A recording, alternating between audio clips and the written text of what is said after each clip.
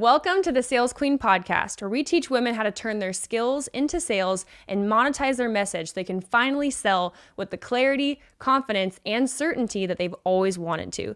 No longer does the game of sales need to be an old boys club. It's time for you to sell like a queen.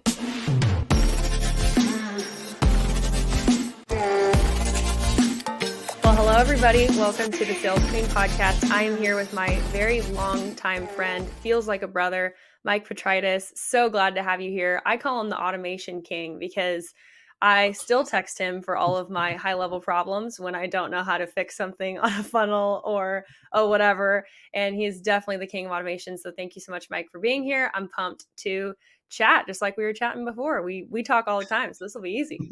Yeah, thanks for having me. It's funny because we totally weren't just going and talking for like 15 minutes before that we started recording. So it's totally fine. But yeah, thanks for having me. I appreciate it. Yes, I'm like, I have a deadline. Mike, we can talk forever. I know before even you and I have gotten on the phone, I'm like, okay, so 5 minutes and then we can literally chat for an hour. I remember even a couple years ago when we met up in Texas, and I think you were engaged at the time or something, and we ended up talking for hours and hours and hours too. So you just, it's awesome when you have friends that you can just pick up where you left off. Yeah. And then also we met your mom, which was awesome because you were That's in for the dress right. fitting. That's right. What year was that? I don't was that before Miss USA? I think so. Was it? I think it was 19. It was pre-COVID, I believe. Oh my gosh. Yeah, that probably would have been even pre Miss USA. Guys, this proves how long we've known each other. So why don't we start with kind of the origin story, Mike? We met a long time ago. What was it, like 2017 maybe? 2017. Okay. I That's when I joined that mastermind. Was I think like October, September of 17, something like that. Yeah. Yeah. Yeah, very cool. Okay, well, let's kind of dive into your origin story. So why don't you tell people who you are, where you're from, what you do, and kind of how you got into business in the first place. Let's start Okay, there. yeah. So, yeah, I started going and actually DJing school dances, sweet 16s, and weddings for 10 years back in Chicago, starting in like 2008. And then as I progressed through that business, which was completely on my own, I had two other DJs that worked with me. We went and did some really cool things in the Chicago market. And then when I finally was time for me to go to college, circa 2012 through 2015, I graduated a little bit early. During that process, instead of going audio arts and acoustics, as soon as I learned that I had to go and learn trigonometry, I'm like, no, not doing that. So I went and I pivoted over to marketing because I took a marketing 101 class, had the most amazing professor, Ellen Shapiro, out of Columbia. And she was an adjunct professor. Her full-time job was the account director for Bank of America in Chicago at, I think it was FCB. It was a huge firm, a massive, massive firm. And so like she would just give us the super 101 level stuff. But then of course I'm the little nerd in the back of the class that's asking the more particular questions because I'm like, this is incredible. Marketing is fantastic. This allows me to literally take anything and sell it and make it happen. And so I fell in love with marketing. And then as that was happening, I was still DJing at the time. And so I started implementing a lot of what I was learning in school into my business. People saw it flourish. And so a lot of other DJs were coming to me, asking for websites, asking for advertising. And I didn't really know a ton at the time, but obviously I knew a lot more than the market did at the moment. Yeah. And so I kind of just blew up. And it was nice because DJs, believe it or not, are very well networked people, and Yeah. they know a bunch of different people, whether it be photographers, videographers, caterers, etc. Everyone talks in Chicago also. So I very quickly started growing, and I had one of my first outside clients was a t-shirt and apparel printing company in the suburbs of Chicago, Shockwaves. They're still a client to this day. And then the owners of Shockwaves started opening up their own barbecue restaurant, which also is a client of mine till this very day. Wow. So that's fantastic. That And says a then just lot. things, yeah, things kept on going from there. I mean, that's the really cool thing is that my capstone project for college was me going to the marketing department and saying, hey, you know what? I don't want to take any of these classes. I want to start my own marketing firm. And they're like, oh, okay, you can do whatever you want to go and do, crazy man. Wow. And I did it. And so I started eliix.marketing officially in 2015. And yeah, I took on all these different clients. And that was kind of the cool thing too, is that ever since then, we've been bringing on an absolute ton of clients from different niches, different verticals all over the place. We have a ton of online gyms. We have a ton of restaurants, DJs still. I work with, let me just gotta scroll through my list here real fast. There's a furniture manufacturer that we work with. There's a photography company. I've got online sports betting. I've got boudoir photographers. I've got healing, like a holistic healing company. I've got an industrial repair company. I mean, we're all over the place. And it's kind of Mm, fun because, and I was actually talking to another colleague of mine earlier today, is that everyone says like, oh, the way to go and expand your business is to go and like dive deep into a niche. I don't necessarily disagree with that. But I find it really interesting that we've been so diverse, and it's not uncommon for me to find something that works really well in one industry that I try in another, and it's like, oh, this has never been done before, and this works really well. So mm. day to day life is pretty interesting. Yeah, so talk to me a little bit more about like specifically what you're doing. So are you like cuz I think people hear marketing and they're like, "Oh, well, are you an agency? Do you run ads? Do you like are you Google, YouTube, Facebook?" And then Yeah. you've heard about automations. Like specifically, what are you doing now? And has it been the same since 2015 since you started, or have you had different iterations of what Elix marketing actually does? So eliix marketing, kind of in the same vein that we haven't been into one particular vertical all that much. We're not in one particular service either. I would say it boils down to branding, automation, and advertising is the big three that we go and do. In the beginning, it was a lot of brand building, a lot of websites, a lot of graphic design, stuff like that. But as of late, we've been doing a ton of automation, as you alluded to earlier, Yeah. and we do advertising. So most of the time, people come to us, and we're actually working on a new website that hopefully goes and further dives deeper into what I'm about to explain. It's not up yet, but hopefully by the time this is released, it might be. Yeah, cool. And the whole point of eliix is that I don't want to be the firm that tells people what they do. A lot of times, especially the smaller businesses that we work with, they're told by other people, "Hey, you need this. Hey, you need Facebook ads. You need SEO. You need that. Whatever." And frankly, not all the time is that's not the right answer. And so I would rather have some client come to us and say, "Hey, this is who we are. This is where we're at. This is what we want to go and achieve," and then we go make the informed decisions based on the almost a decade now of research and experience that we have in trying to go and just decipher what they need done. Love So, that. um, prime example, actually, the gym that I now go to, Leander Athletic Club down the street from me, which is fantastic. They came to me and they said, "Hey, we're trying to go and start an online app that's separate from our gym. That basically someone can go and sign up for $20 a month, and they can go and basically choose where they're at. If they're at a Planet Fitness, LA Fitness, a hotel gym, or just at home, they choose their location based on what things that they have available to them. They'll have a completely custom tailored, professionally planned out workout plan available to them at any moment, every single day, and it's progressive over time." And I'm Hmm. like, "Oh, cool." So they are going and telling me that they've spoken to like two other firms about how to go and do this. And the entire time I'm listening to what they're saying, and they're saying, "Well, this firm said that we need to go and do this, and then this, and then this." Actually, there was one of the people they talked to was GoDaddy specifically, and I'm like, all these people are telling you what they want to do with you, but have you actually been able to go and decipher what you really want done? And they were taken aback for a moment because they thought it was interesting that I'm the first firm to ask what they actually truly wanted. And the thing is that automation and app development and all this, like, and just marketing in general, yeah, there's an aspect to this where you need to make sure that you're not allowing the client to go and sell salt to a fish or water to a fish. Like, Yeah. you need to make sure that it makes sense, but listen to your clients, and it makes, one, sales way easier, and two, you're not even doing as much work because they're doing all of that thought for you, and then you just execute on it. So a lot of the times a client will Hmm. say, "Hey, this is the end result I want." I don't necessarily want them to tell me what steps they want taken, but if they tell me the end result they're looking for, 9 times out of 10, we're able to go and figure out a plan to get them to that point. Yeah. And so it's a really fun way to do business. It makes people really happy to work with us. I would imagine that you get a better client that way too, because you think about like the people that are coming to you and they're like, "Hey, I heard you're a marketing guy and I heard that you can make this happen. Like, I don't know what I want, but can you make stuff happen for me?" Like that would be to me like a bottom feeder type client and yeah, and from a sales perspective, like you said, horrible. So, why do you think that like you said other marketing businesses are not selling the way that you do? And how did you learn to gravitate yourself, I guess, towards a higher level client that knows what they want so that you can execute? And obviously, you've had clients for almost 10 years, so you're doing something. Yeah. So, first off, I don't know the answer to the second part of that question. I don't know where my clients Why come are from. people so dumb? I don't.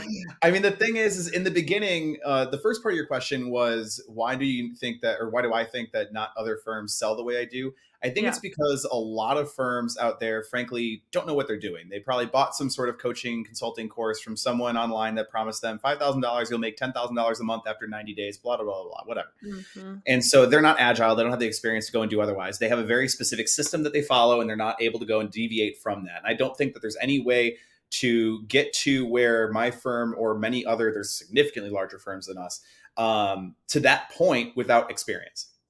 That's the sheer reason why people can go and come to us with a given goal, and we're able to go and figure out what the next steps are, is because we don't have a set path that every client takes. Not everyone does the exact same thing. Not everyone, we're not using templates. We're not using preset automations. We're not using preset ads. These are all completely custom for every single client because we have the capacity to go and do so, which also demands a higher price naturally. But in terms of how am I able to go and get the higher end clients, frankly, to be honest with you, I have still to this day never run more than $100 in ads for my company ever. And the $100 that I ran was completely for a test, and it didn't bring in anything useful. Every single client we've ever had was due to referral, even from you, which is hugely appreciated. Actually, yeah, pretty much all referral based. So for 10 years, we've been 100% referrals, and we are multi six figures based That's on awesome. referrals alone because we just do good work. I Yeah. think that's really what it boils down to. Is you do good work, you'll get more clients. Yeah. What would your advice be to people that are just starting out that feel like it might be a liability because they're new and they don't have that trust in the market or the proof, the testimonials? I think especially in the agency world, I know my husband deals with this a lot or has dealt with this in the past when he was starting off at like bigger corporate businesses. And I would say the higher up that you go or the more successful of a fish that you're trying to go after or sell, they're like, oh, well, show me the money, show me the expertise, or show me the testimonials, people that you've worked with. How did Mhm. you get started in terms of building that portfolio, if you will? And what would your recommendation be to people that are just starting off that are scared to even sell because they think they're going to get shut down, because they're new? So honestly, it's actually really simple. It's in the very beginning, do free work, do free, really good work, and use that as portfolio pieces. Get the testimonials. Obviously, doing free work, you get the leverage of gaining a really solid testimonial from the person, especially if they like what the work you've done. Um, and then from there, use that to go and get your first client, and then use that client to hopefully get a slightly larger client, and then go to a slightly larger client, and then just keep on working your way up. Because when it comes to the really, really large clients, so for example, we got hired to build out a completely automated CRM system for this furniture manufacturer out of Georgia. And that was all referral, 100% referral based because people knew we did good work. And what's funny is at the moment when we booked it, I mean, we've been without a website for 1 year and we're still making sales. Like originally, I had a very specific vision for our new website, and it just kept on getting pushed on and on and on because we've been busy. And so we've been without a website for 1 year and we're still making work. We still sold this client, this furniture manufacturer, and it was all based on a referral. And we showed them some past work, and they're like, yeah, you know what you're doing. And that was all just working our way up. I don't think there's any shortcut to get to the top, Mm, unless you're super talented in a super creative business. If you're in graphics, if you're in video right now, maybe if you're in AI to a degree. I don't think we have enough real experience with that yet. But when it comes to creatives, I have a sister company that we associate with that anytime a client of ours wants really, really good video, there's one company out of Chicago that we still work with, and they're fantastic. They're not cheap by any means, but they're fantastic.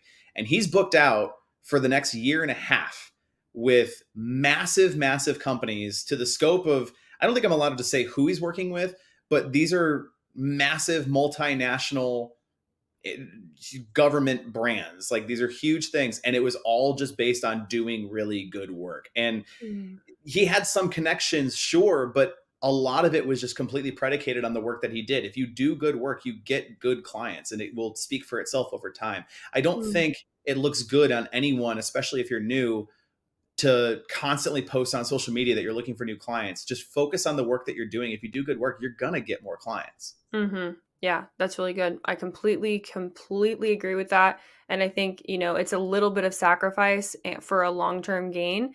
And I think where a lot of people go wrong too is that they try and just quit their jobs right away and start serving people. And I'm like, why Mhm. put that pressure on yourself? Like, just keep working.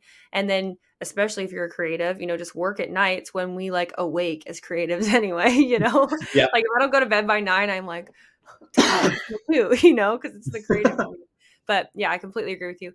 Next thing that I think is very interesting that you said earlier. So you are rare in that you do work with a lot of different kinds of companies. So I'm curious, are there like universal automations or marketing things or branding things that you feel like every type of business needs that you do find yourself making a lot for people? Yeah. I've got some really obvious ones and I got some very niche ones, but I'll dive into them. You So say they're obviously, obvious, but people don't always do it?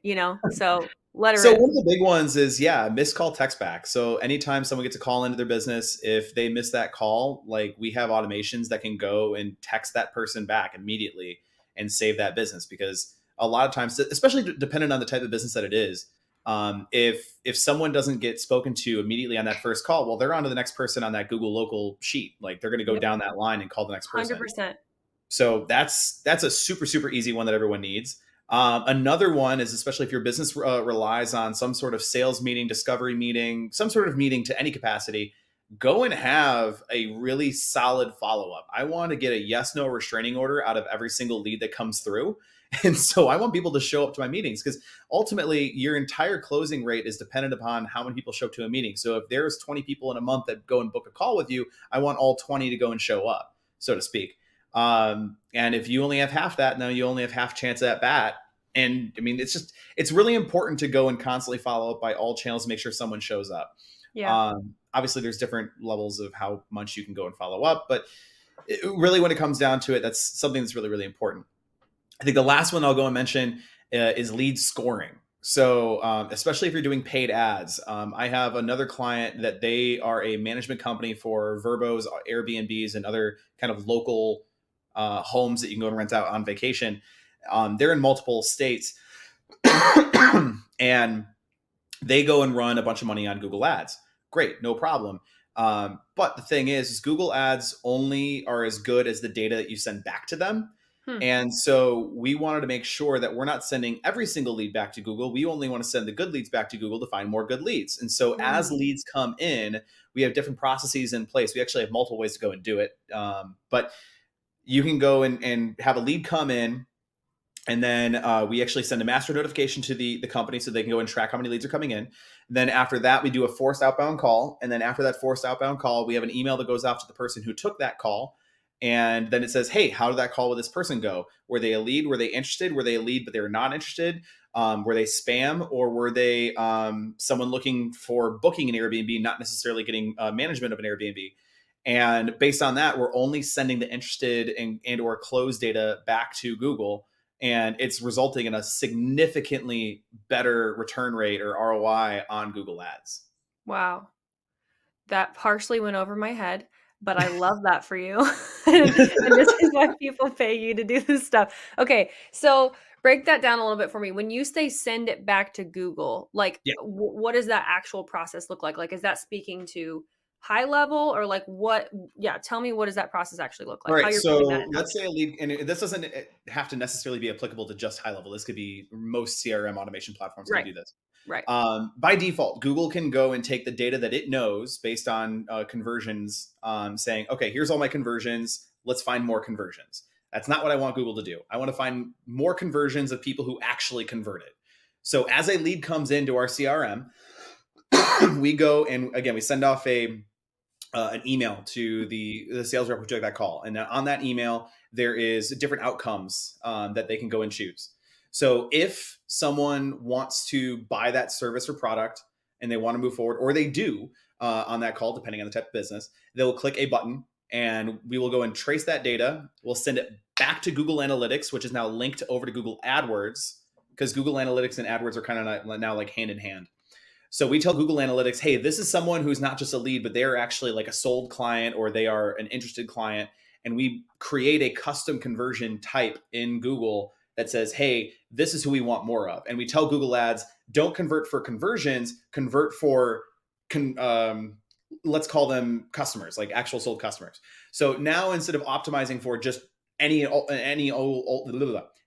conversion, I want to find more clients. And so it uses that data and it excludes all the ones that were not interested or spam calls or what have you. Hmm. That's awesome.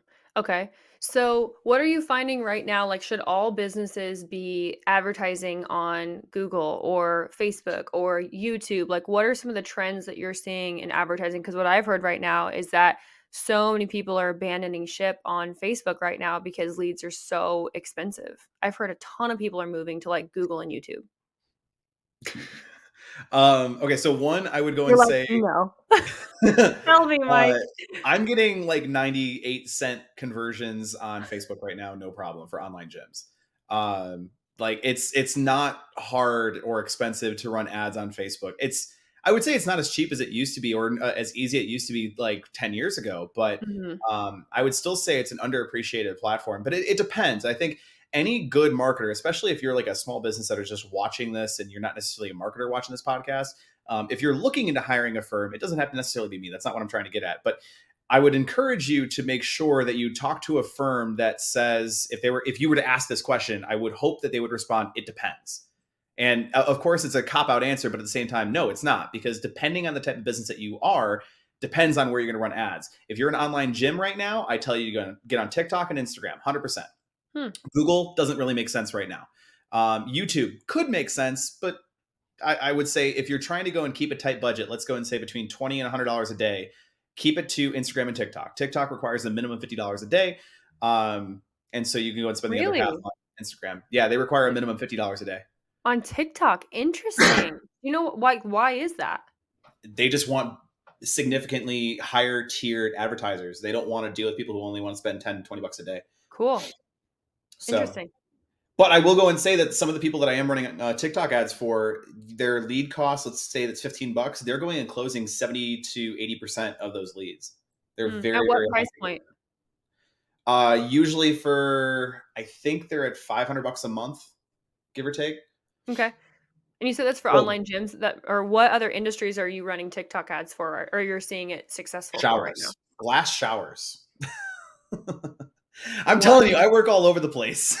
So glass showers and they're doing what? What are they called? The transformation videos that are like time lapse or like what are the ads like? They can do the before and afters. We can go and get creative. We've hired like creative firms to go and shoot videos of people who are like taking a shower and showing the difference between having clear. So just to give you a little context, when you buy a shower, you can get clear glass, or you can get ultrafire or starfire or low iron glass, which is truly clear. The normal standard glass has a green hue to it.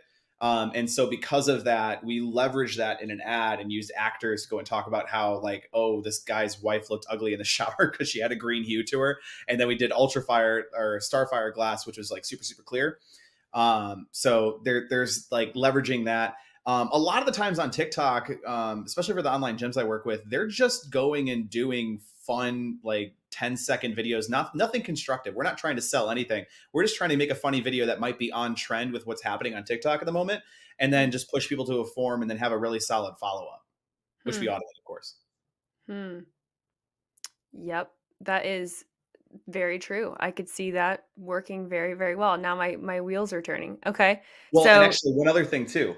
yeah. So with TikTok, the one thing that's really, here's a tip for you.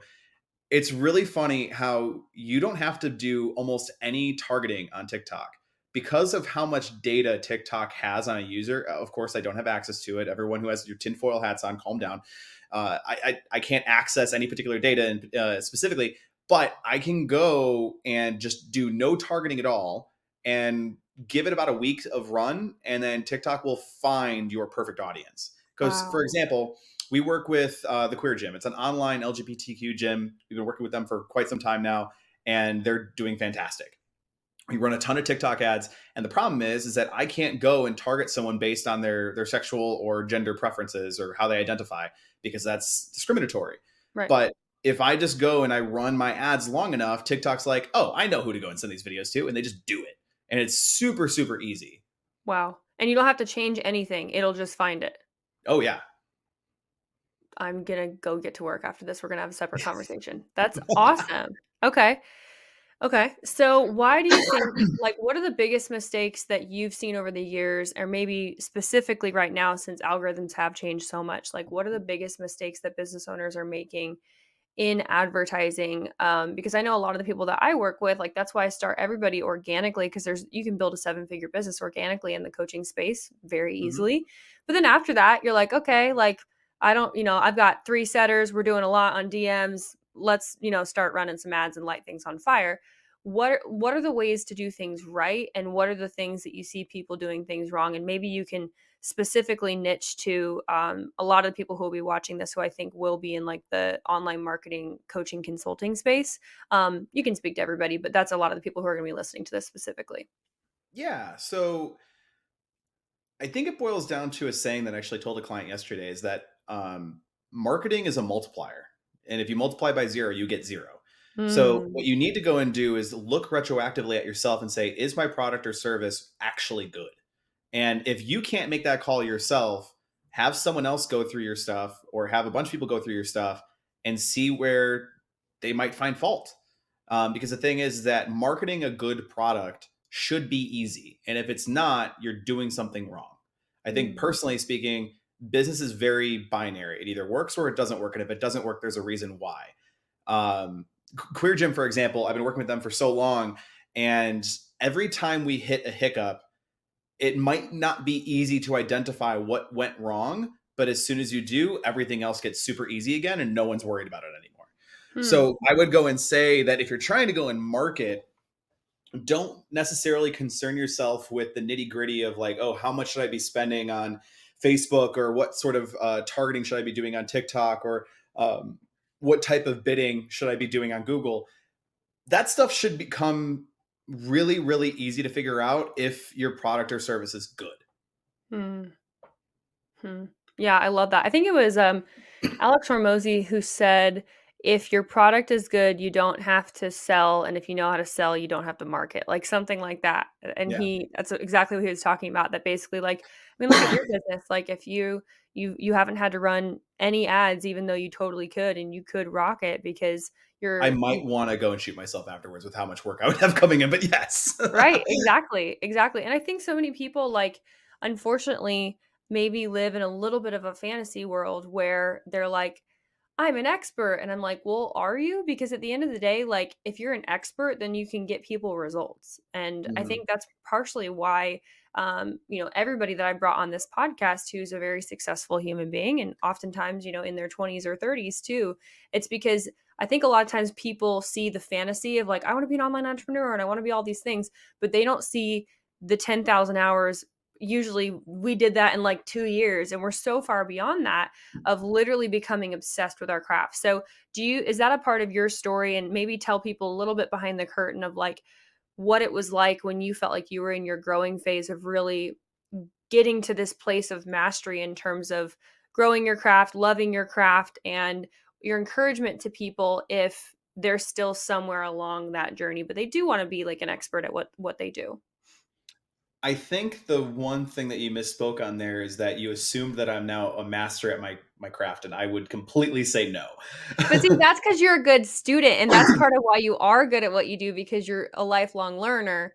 But if you Yeah. weren't a master, you wouldn't be able to get people results. So you know what I mean? But yes, But yes, at the and same time, I would argue that, so to your actual question, I would go and say that if anyone wants to go and get to where either of us are, or someone mhm, else who's obviously more successful than us, even, um, don't think that you've mastered anything.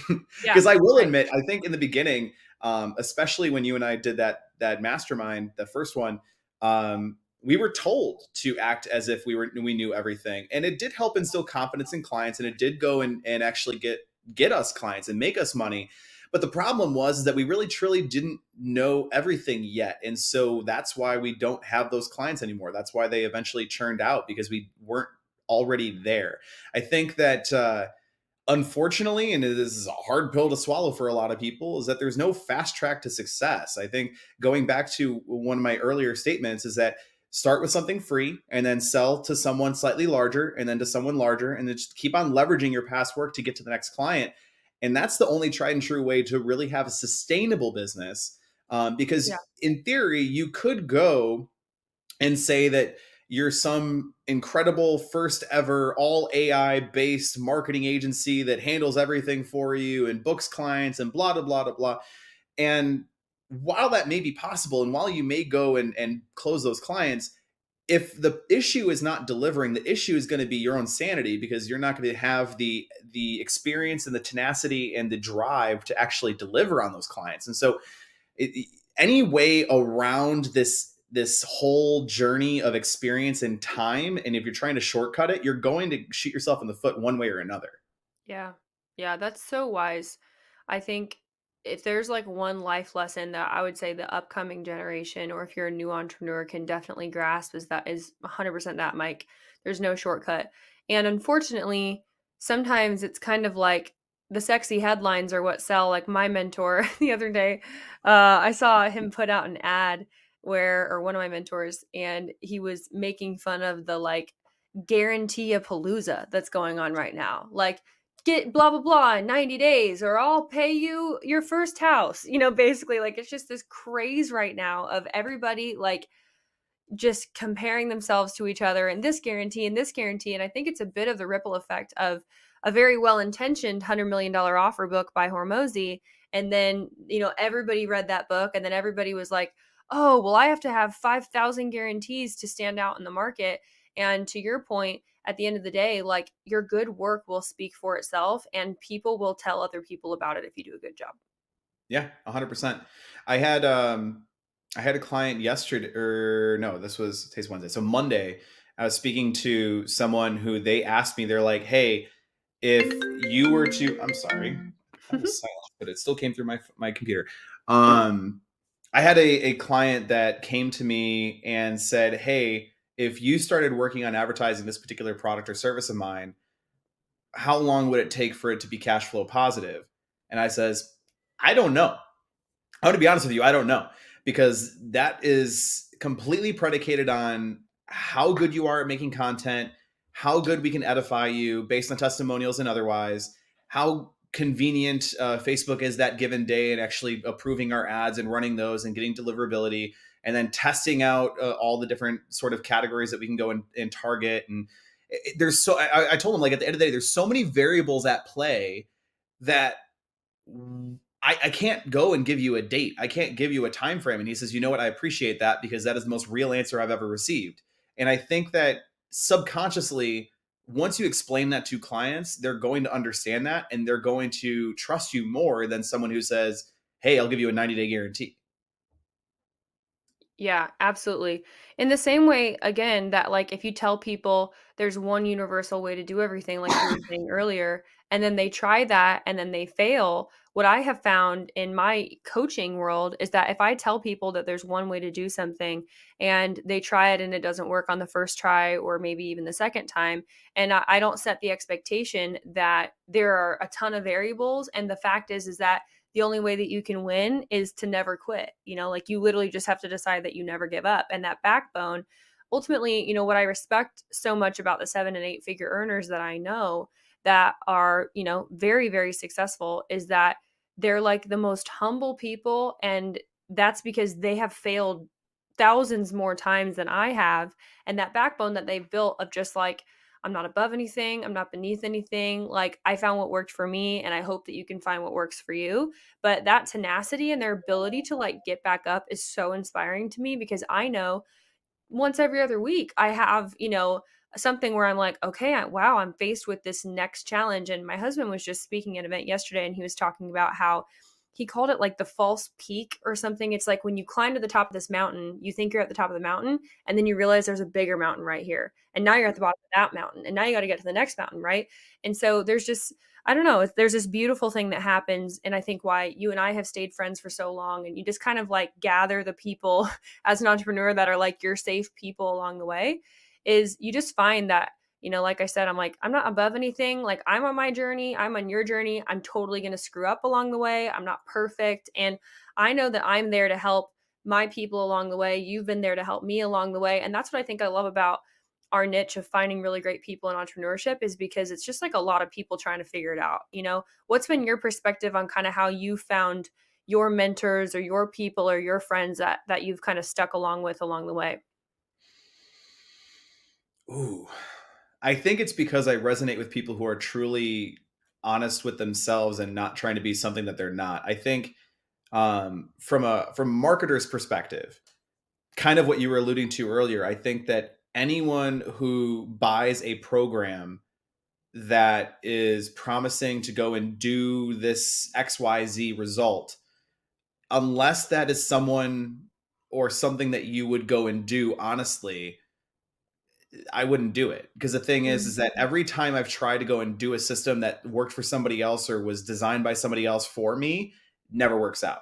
Hmm. I go and thrive in doing really authentic and honest business, I feel. And so that's why I have the super low churn rate. I have the clients that I do, is because people like the honesty, they like the authenticity. I'm not trying to be someone that I'm not. And so when you have personally, when somebody's trying to go and craft their business or craft their professional sort of journey in life, just make sure it's authentic. Don't try to be someone else, or don't try to fit into a particular program or mold. Go and see what works best for you. I think that there's been a lot of movement I've noticed on TikTok, on Instagram. There's still just as many hustle bros as there has ever been, and the fact is that most of them are probably very lonely and probably not making that much money. But furthermore, they're selling a program to you that probably does not fit who you are as a person, especially if you're trying to be an authentic person. And frankly, I would go and argue that someone who might go and tell you that you can make 10 grand in 90 days from, or 60 days from this particular program, that's all well and good, but tell me if you can go and continue making the same 10 grand and then some the following month. Because trying to go and fit that mold, trying to do someone else's work as your own, is just not sustainable. Yeah, totally. You and I were talking before this that on the date that this podcast comes out, I turn 30. And so I think I've been just reflecting a lot, even in my own life, of, what I want the next 10 years of my life to look like versus kind of what the last 10 years have looked like. And one of the final questions that I would love to ask you is, how has your perspective changed in terms of kind of your why behind your business? You're married, you have a family now, and I think back to umpteen years ago when we met each other, just like a different life situation. So what drives you kind of now as a person, and what's kind of next for you in the next couple of years in terms of your life and your business? Well, now you're really putting a spotlight on me, because frankly, I don't even know. It's funny because, like, especially, and before we started recording this, we were talking about how, like, for us and everyone that is around us, we've never been busier. And I don't know how or why it happened. I can't explain it. I feel very grateful for it. And because of it, it's changed my trajectory and my plans that I ever had. And I almost want to think that having any sort of short-term plan is completely useless, because you don't know what's going to happen in the next month or two. Like, you just don't ever know. And so if you were to ask me what my extreme long-term 10, 15, 20-year plan is Yeah. I think I could just sum it up as freedom. Is like, I like that we've been able to go and craft businesses and lives for ourselves, that we can go and do what we want when we want without any sort of pressure or financial burden. And I think that was a huge thing for me, is that over the last decade, going from having to be extremely on top of finances at every single moment, to now Amanda, my wife, will just go and order whatever she wants on Amazon without telling me, and I just yell at her later because I wasn't aware of it. That's a whole different conversation, but it's a whole different mindset. And being able to go and do that is really, really nice. And so Amanda and I have said that we want to go and travel more. We want to just enjoy the life that we built so far. Um, I don't. I think time is fleeting, and so there's been a Mm. lot of talk about how, oh, you work hard now, so you don't have to work so hard later. And frankly, I feel like I've already worked very, very hard. I think that I have a lot more hard work to go, but at the same time, I want to supplement that with a lot of enjoyment of said work while I do it, because I want to travel. I want to see the world. We went to Europe for the first time last year. It was pretty life changing. It gave me a lot of perspective. Um, of course, I'm sure a lot of people go in there like, oh, come back for Europe and you're a whole different person. But in general, like from my the way that I think about things, like I just changed my perspective on life as a whole, and I want to continue to enjoy life as I continue to work within it. And I don't think that my goal is ever to work as hard as possible now to not work at all later, because I don't think that I'll ever be appeased with how hard I work and how much I save up or how much I invest or how much is coming in from residual payments. I don't think that ever is going to happen. I'll never be appeased with that. There's always going to be, as you said, a bigger peak. There's going to be a bigger mountain to climb, whether that be a bigger mountain of work or a bigger mountain of, hey, you have all this much more money now. Well, now it's like, okay, well, why stop here? Go for more money. And I think Yeah. that is always fleeting. And so why not enjoy life, supplement and enjoy the time that I'm having now? Yeah. I think it's funny that you say, like, you don't know, but you totally know in your heart. You just gave a great perspective that I don't think you would have had the perspective or the insight to be able to share, because I think about the people in their early 20s that are listening to this, or maybe people that are single or just kind of, I don't know, at the beginning of a life cycle, like a journey. And so many people don't even have the perspective to say, like, I want freedom, like, or even to identify that, like, with their words. I think they're just stuck in this hustle cycle, which, like, if you're single and you're 21 and you're in college or whatever and you have nothing else to do, then great. Like, I'm not saying don't work 100 hours a week. Like, we've all done it and there's a season for that. But I also think that, I don't know. I think the internet marketing world has existed for, 20 years now, which is very interesting. And I just feel like a shift where maybe it's just because the people that I'm paying attention to, but I feel like a lot of people, as much as there still are those hustle bros, I love that term. I've never heard that in my life. I also think that there's a lot of people who were hustle bros like 8 years ago, and now they're married with kids and they have a giant slap in the face, right? Me. It's Exactly, me. who are, and you're like, "Oh, wait, I actually hate that, and I don't want that at all." The people who grew up with Gary Vee, and now I'm like, "Ew, you couldn't pay me to want that life." Like, I wanna spend time with my husband, I wanna do nothing on the weekends, I wanna have enough money to do whatever I want, and if I'm gonna travel, I'm gonna speak, do these different things, like, it's because I want to, and that's a blessing to me. But, like, I know Lana and I were just talking about yesterday, like, our number one goal right now is to have enough money to like we talked about, not care about finances and just be totally good to be putting money away and all those things. And then we're thinking about, like, how do we get our kids to travel with us everywhere so we can, like, have an au pair that just teaches them stuff, and we're life schooling our kids, and I never would have thought of that 10 years ago, because it was just, and I think you're a lot more selfish when you're younger. And then when other people come into play, you're like, no, what really matters? And was I told a lie because I was looking on social media and I just wanted, like, the fame and the fortune and I wanted to be known? And now I'm kind of like, well, what's like a real gangster move is to be like super rich and no one knows who you are, you know? So I don't know. Do you have any other thoughts on that? um Yes, because I haven't posted on social media in like 6 months. So, I mean, and actually, that's the funny thing too, is that I, frankly, despite how much money social media makes me, I hate it now. I Mm-hmm. used to love it. Like in my early 20s when I was going through college, I loved it. And I still like appreciate it because it does very interesting things in terms of like, if you look at the grander society and you look at how people have changed their ways or the way that they think or the way that they interact because of social media is very interesting to me. Yeah. But otherwise, I hate the day-to-day grind of like, oh, you got to post to Instagram every day. Oh, you got to TikTok every single day. Oh, you got to live stream twice a week. Blah blah blah. I hate that. I really do. And so ultimately, I guess tacking on to what I said before, that's another goal of mine is to continue to not have to post on social media. Um, the one thing that you touched on earlier also was how the younger audience might really still be in like their hustle stage or they don't have much else to go and do. And you also said the word seasons, which I really like because I think that um, not everyone is always in the same season at any given time. So don't feel pressured that because someone else is in their hustle season that you also have to hustle. I Yeah. think that you need to internalize, meditate, and enjoy the moment or the season that you might be in that given moment. Because otherwise, you're constantly going to be in a state of FOMO, and you're going to have a ton of anxiety and try to wonder, what do I do next, or should I be doing something that I'm not currently doing? Because I think going to what I was back to what I was saying before is that like I just like going and working. I enjoy what I do. I make enough money to go and live relatively freely and do whatever I want when I want. And I want to continue to go and do that. But also at the same time, my seasons might be cut short because I might want to go and travel, go to Bermuda or something. I don't know. Yeah. And so ultimately, I think it's you need to kind of find your inner peace and figure out what you really want to be. And that's a very grandiose and scary question for a lot of people I know. But at the same time, especially if you're in your early 20s, you don't have to figure that out right now. So don't worry about it.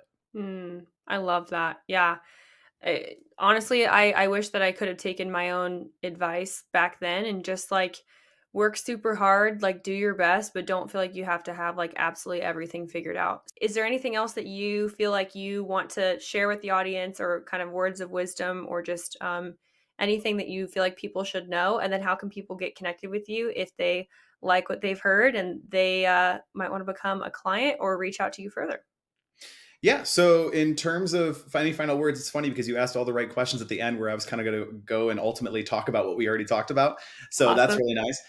When it comes to kind of life, just don't think that you have to all figure it out right now. And it's funny because I think that's what we were trying to allude to earlier is that I didn't know, and I still don't know exactly what I want to do in life. And you don't have to go and figure it out because I'm turning 30 this year as well. And I would, oh, by the way, good advice that I had the other day. Someone said, oh, as soon as they found out that I was turning 30 this year, they said, make sure you stretch on the morning of your birthday. And I was like, oh, great. Thanks. Looking forward to That's hilarious. that. But uh, ultimately, don't think that you have to figure everything out.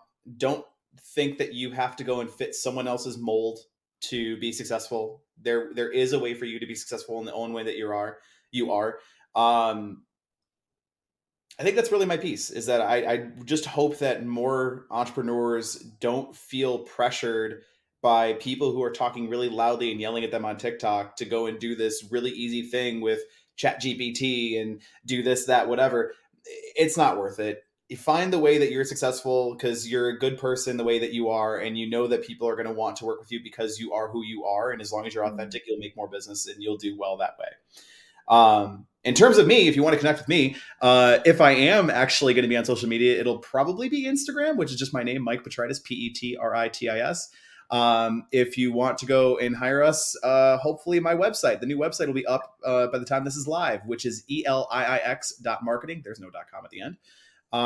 So that'll hopefully go and kind of encompass our new vision, our new mission moving forward. So you can go and check us out there. And then, yeah, if you want any automation help, we do a ton of consulting in high level and other automated systems. So if you want to go and talk to us, then you can also check out the website and let me know. Awesome. Well, thanks so much, Mike. This is a great conversation. And everybody listening, we'll see you next week. Bye.